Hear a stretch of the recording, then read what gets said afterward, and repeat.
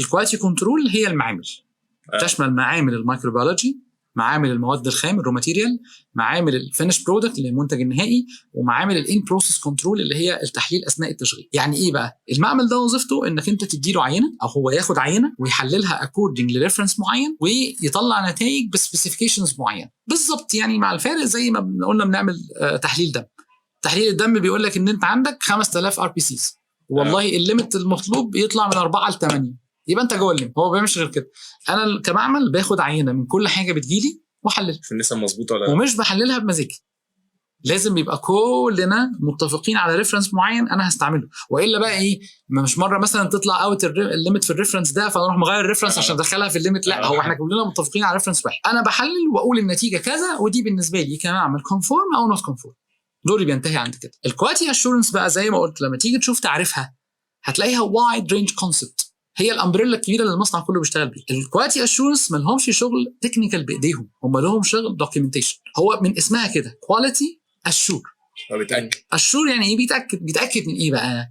ان كل حاجه اتفقنا عليها جوه المصنع هتتم صح. احنا بقى اتفقنا مثلا في التحليل ان احنا نحلل الخامه دي اكوردنج للسبيكس ده او للريفرنس ده، يبقى هو بيجي يبص كده يتاكد ان انت بتحلل اكوردنج للريفرنس ده فعلا. ملوش دعوه الريفرنس نفسه بيقول ايه، خلاص انا ماليش دعوه، مش انتوا اتفقتوا ان انتوا تشتغلوا بالريفرنس ده، انا ماليش دعوه بالريفرنس ده صح غلط، مش قصتي. بس هو بيعمل كده في كل حته في المصنع. يعني الناس اللي داخله المناطق الانتاجيه بيلبسوا لبس معين بالوان معينه باوفر هيد باوفر شوز، الكلام ده متفق عليه ومكتوب ومتعلق في الاماكن اللي بيغيروا فيها هدوم. حلو. هو بيتابع الناس دي عشان يتاكد ان هم بيعملوا كده فعلا. من ساعه ما نفتح المصنع لغايه لو احنا رايحين بالظبط كده. دخلت انت جوه المصنع، انت بقى رايح فين في المصنع؟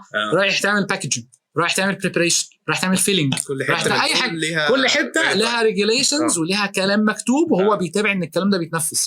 خلصنا تصنيع، بعتنا عينه للمعمل، المعمل حلل، يطلع له بقى بتاع كواليتي اشورنس مسؤول عن المعمل، حللت صح ولا غلط، وريني بقى انت بتحلل طبقا للستاندردز هي ولا لا. كل ده خلصنا كل حاجه، البضاعه راحت المخزن. طب عايزين نبيع البضاعه دي، في سيكونس للبيع، في بروسيجرز للبيع. طبعا لازم يبقى صيدلي، لازم ده مش شرط، بس بيبقى فيها صيدله كتير.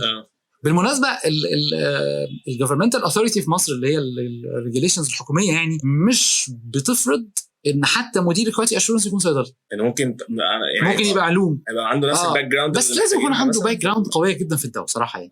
لان لازم يكون فاهم كويس قوي. لو انت مثلا راجل مسؤول عن المخازن والمفروض ان انت تاخد طلبيات من السوق وتنفذها، لازم الكواليتي اشورنس يتابع ده، تابع تتخزن ازاي، طبعا تطلع ازاي، ايه اللي يضمنه مثلا انك انت تطلع بضاعه هي اصلا مش مصرحه. مين اللي يقول ان دي مصرحه ولا مش مصرحه؟ الكواليتي اشورنس. هو رايح له شهادات تحليل من المعمل بناء عليها بيقول ان دي تصرح او لا. ولما هو بيقرر انها تصرح بينزل يغير حالتها في المخزن، بدل ما يكون عليها ليبل لونه اصفر يحط عليها ليبل لونه اخضر. تمام. عشان يبقى انت كمخزن هتطلعها. زائد كمان ان انت لما بتيجي تبيع بيعه مثلا في المخزن، البيعه دي بتبقى محدده برقم تشغيل وبكميه معينه. هو بينزل يتابع يشوف اللي انت هتطلعه من نفس التشغيل اللي مكتوب ولا لا. افرض مثلا انت بتطلع طلبيه تصدير، طلبيه التصدير بتبقى لها ريجوليشنز مختلفه شويه من حيث اللي مكتوب. يعني انا ممكن اصدر شحنه مثلا للعراق ابقى كاتب عليها خاص بدوله العراق، فهنا انا مش هطلع اي تشغيله وخلاص، لازم هو يتابع ده ويشوف. هو زي ما قلت لك لا بيشتغل بايده ولا بيحلل ولا بيصنع، ولكن هو بيسمع كل الناس هو حتى يقول لك ان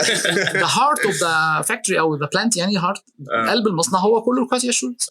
عشان كده دايما نقول ان الكواليتي كنترول هي product oriented، لان انت كمعمل بتتعامل مع البرودكت، تاخد عينه وبتحلل البرودكت. انما الكواليتي اشورنس هي process oriented، هو بيتابع البروسيس نفسها، ملوش دعوه بالبرودكت خالص. او نقول كمان مثلا على سبيل المثال الكواليتي كنترول بيعمل ديتكشن للايرور او للديفولت او اي فولت، يعني اي مشكله هو اللي بيحلل ويشوف، هو بيحلل بيعمل لها ديتكشن. انما الكواليتي اشورنس بيبريفنت، لان انت لو التزمت بكل البروسيجرز من الاول غالبا مش هتوصل يبقى في مشكله. صحيح صح، واخد بالك؟ لو انت من اول الاستلام، من اول الدخول المصنع، من اول صحيح. اصلا انت بالمناسبه تعليق على الحته دي، في كان زمان خالص يقول لك ايه، حتى الناس حتى في الحياه العاديه تيجي تقول له ايه المطعم ده مش حلو ليه، مش حلو ليه، ما انا بروح اكل عنده الاكل زي الفل. يقول لك كمان دخلت المطبخ بتاعه، انا ماليش دعوه بالمطبخ، انا بيجي لي الطبق شكله حلو ونظيف وبتاع. صح. القاعده دي مش مقبوله في الدواء. مفيش حاجه، دايما يقول لك you cannot test the quality of the product in the product. مش معنى ان انا جبت لك منتج شكله حلو وعملت عليه تحليل وطلع مطابق انه صح او ان المصنع ده صح، لازم تمشي كواليتي سيستم. واخد بالك؟ فدي نقطه مهمه جدا، لان هم اللي بيراقبوا كل الكلام.